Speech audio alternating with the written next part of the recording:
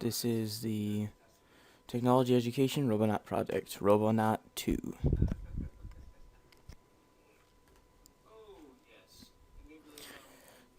Tasks and human functions. The task the robot performs is helping astronauts. It can do many helpful things such as scouting. It can check for danger and stay behind to keep check on a ship. It can also be attached to a rover to implement video feed. Location of use and the flexibility. The robot primarily is used in space. However, it can be used for various things on the ground in the NASA base. The robot has 42 degrees of freedom. Is it multifunctional? Robonaut 2 can write, text, lift weights, and other things besides the things that it does in space. How is it taught? Robonaut 2 is shown the task and how to do it, and then copies it and completes the task, although he can be remote controlled to do it and then repeats what the controller did. It has a computer located in its stomach to learn all this. The sensors and uses of them. The Robonaut has over 350 sensors, 2 cameras on its head, and an infrared camera for depth perception.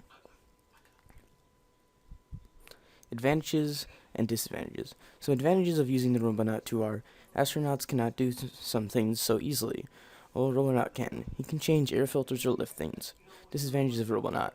He's no legs and he's costly. The impact it made on the audience.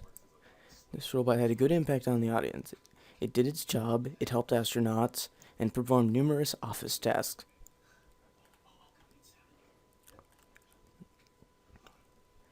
Jobs and careers created.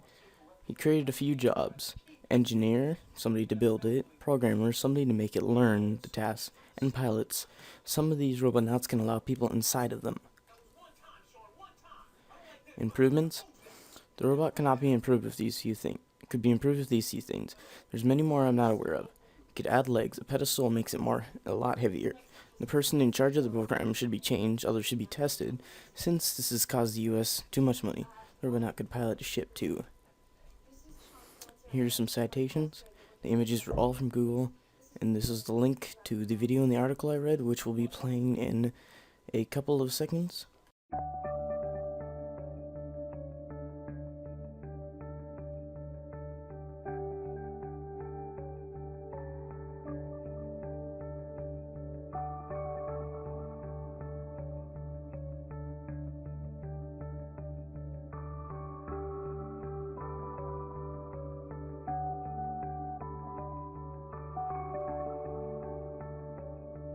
General Motors and NASA have a long history of working together going back to the original lunar rover.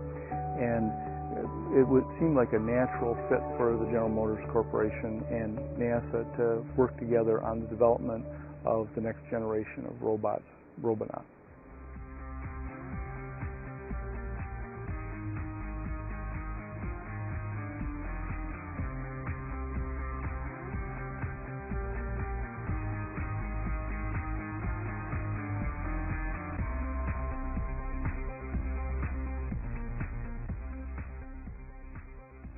The current Robonaut was developed as a result of a partnership between the NASA Johnson Space Center and General Motors. So General Motors sent down a team of engineers to work side by side with the NASA engineers, developing and assembling, designing and building the current model of Robonaut R2. General Motors and NASA began working on the current Robonaut about 3 years ago. The relationship has been fantastic. The partnership's been fantastic, and as you see from the robot's a pretty amazing device. Starting with R1, we went after both hands and arms.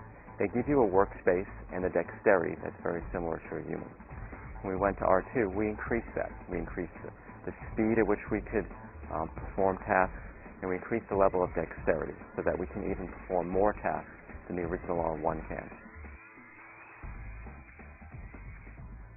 From General Motors' perspective, we want to be able to automate tasks that are very repetitious, dull, or ergonomically challenging for our operators. And those requirements are very similar to some of the tasks that NASA would like to be able to automate to help an astronaut. So from that perspective, we're looking at using robots and automation to support our operators, to support our people doing the work, doing the things that are not as value added for the operators. Both organizations are looking for ways to add technology to both of our toolkits so that both space missions and assembly plants can be more efficient. One of GM's core goals is to lead in advanced technology and quality in creating the world's best vehicles. The partnership with NASA and the development of R2 provide those innovative technologies that will help us achieve those goals in both our plants and our products. The goal here is that there are many tasks that can be more efficiently offloaded to robots. For example, in space. When astronauts perform tasks, there's a lot of setup before the task is actually started and a lot of teardown after the task is done, particularly on space stations, setting up the tools, setting up a variety of equipment. If a robot can perform that task, it allows the crew person to be much more efficient doing the things that only a crew person can do. The partnership between NASA and GM has been a fantastic one, and it has resulted in benefits that we hadn't predicted when we first started together. Both sides are looking for as dexterous and as efficient a robotic system as possible. But what's also been amazing is the application overlap between the two groups. Many things that we have to do in space, that humans have to do, are in many ways similar to the complexity, the situation when you're building a car. Both are complex activities, and we have found interesting overlap that's been to the benefit of both of us. For General Motors, it's all about safer vehicles and safer plants.